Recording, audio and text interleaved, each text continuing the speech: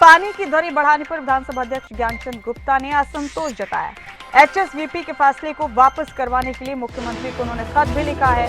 उन्होंने कहा कि कोरोना में दी गई राहत की अब वसूली करना गलत है। उन्होंने ये भी कहा कि हाउस ओनर वेलफेयर फेडरेशन की मांग से अवगत करा दिया गया। आगे हरियाणा शहरी विकास प्राधिकरण द्वारा पीने के पानी की दरों में की गई भारी वृद्धि पर हरियाणा विधानसभा के अध्यक्ष ज्ञानचंद गुप्ता ने ये असंतोष जाहिर किया है। इस संबंध में उन्होंने मुख्यमंत्री मनोहर लाल को पत्र लिखकर बढ़ी हुई दरें वापस करने की मांग की है। गौरतलब है कि पंचकुला के सेक्टर 17 के हाउस ओनर वेलफेयर फेडरेशन ने विधानसभा अध्यक्ष को ज्ञापन सौंपा था। विधानसभा अध्यक्ष ज्ञानचंद गुप्ता ने मुख्यमंत्री को लिखे पत्र में कहा कि हरियाणा शहरी विकास प्राधिकरण की नीति के मुताबिक पानी की दरों में 5% की सालाना वृद्धि की जाती है। कोविड महामारी के दौरान लोगों को राहत देने के लिए प्राधिकरण ने पानी की दरों में इजाफा नहीं किया। अब पिछले 4 वर्षों का 20% एक साथ और इस वर्ष के 5% जोड़कर कुल 25% की दर से पानी के बिल भेजें। इतना ही नहीं, इस भारी वृद्धि के साथ गत वर्षों का बकाया भी जमा करवाने के नोटिस जारी कर दिए। इससे शहरवासियों में नाराजगी है। इस संबंध में हाउस ओनर वेलफेयर फेडरेशन ने हाल ही में विधानसभा अध्यक्ष ज्ञानचंद गुप्ता को ज्ञापन सौंपकर बढ़ी हुई दरें वापस करवाने की अपील की। फेडरेशन ने हरियाणा शहरी विकास प्राधिकरण के फैसले पर सवाल उठाए।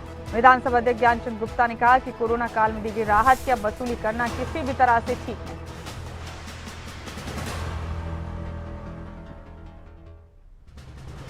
हमारे साथ इस खबर पर चर्चा के लिए, बातचीत के लिए हमारे पॉलिटिकल एडिटर अनिल मोर बने हुए, उन्हीं का रुख करें।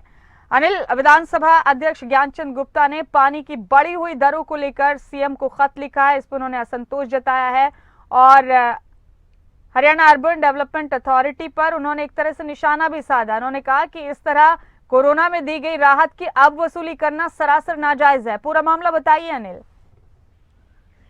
देखिए, दरअसल पंचकुला के सेक्टर 17 की हाउस ओनर वेलफेयर फेडरेशन ने विधानसभा अध्यक्ष ज्ञानचंद गुप्ता से मुलाकात की। तो ज्ञानचंद गुप्ता से मुलाकात करके उनके सामने एक मुद्दा रखा था। मुद्दे के दौरान एसोसिएशन की तरफ से कहा गया था कि जो हरियाणा शहरी विकास प्राधिकरण है, हरियाणा शहरी विकास प्राधिकरण जो पानी की जो दरें होती है, इसमें सालाना 5% की वृद्धि करता है।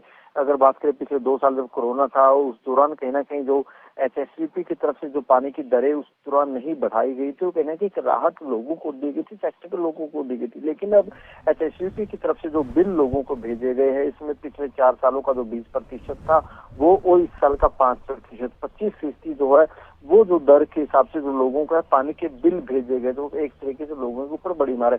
इसी को लेकर स्पीकर ज्ञानचंद गुप्ता की तरफ से कड़ा ऐतराज जताया गया है। स्पीकर की तरफ से एक जो चिट्ठी है मुख्यमंत्री मनोहर लाल को लिखी गई और कहा गया है कि जिस तरीके से एचएसवीपी की तरफ से जो 25% की दरें बढ़ाकर जो बिल लोगों को भेजे गए वो ठीक नहीं है। क्योंकि पिछले 2 साल की अगर बात करें, उस दौरान कोरोना था और प्रदेश सरकार की तरफ से राहत लोगों को दी गई थी। और जिस काल की सरकार राहत लोगों को दे चुकी है, बाद में उसके बिल एड ऑन करके देना ठीक नहीं है। इसी को लेकर स्पीकर की तरफ से कड़ा संज्ञान यहाँ पर लिया गया है। एचएसवीपी की तरफ से जो फैसला लिया गया है, इस फैसले को लेकर मुख्यमंत्री को पत्र लिखा और इस निर्णय को वापस लेने की मांग यहाँ पर स्पीकर की तरफ से की गई है। मांग तो की गई अनिल, क्या लगता है किस हद तक असर हो सकता है? ज्ञापन स्पीकर को पहले सौंपा गया और फिर स्पीकर ने आगे मुख्यमंत्री को खत लिखा, इस पर नाराजगी भी जताई है। क्या लगता है अनिल, कुछ हो सकती है कार्रवाई जल्द इस पर? देखिए, जो एचएसवीपी का फैसला है, क्योंकि साफ तौर पर यही कहा गया है फैसले में कि जो 25% की दरों से कहना कि जो लोगों को बिल भेजे गए, और जो स्पीकर साहब का कहना है कि पिछले 2 साल तो सरकार की तरफ से राहत दी गई थी, तो ऐसे में इस तरीके से जो बिल है जो सालाना 5% की वृद्धि होनी होती है, और जो एचएसवीपी ने बिल भेजे वो 25% की दर से ज्यादा भेजे। तो ऐसे में स्पीकर की तरफ से मुख्यमंत्री को पत्र लिखा गया और कहना कि पत्र के जरिए जो एचएसवीपी का फैसला, इस फैसले को वापस लेने की मांग की गई। अब देखना ही होगा कि सरकार की तरफ से किस पर किस तरीके से संज्ञान लिया जाता है। जी, बेहद शुक्रिया आपका अनिल, इस तमाम जानकारी के लिए और बातचीत के लिए बहुत बहुत शुक्रिया।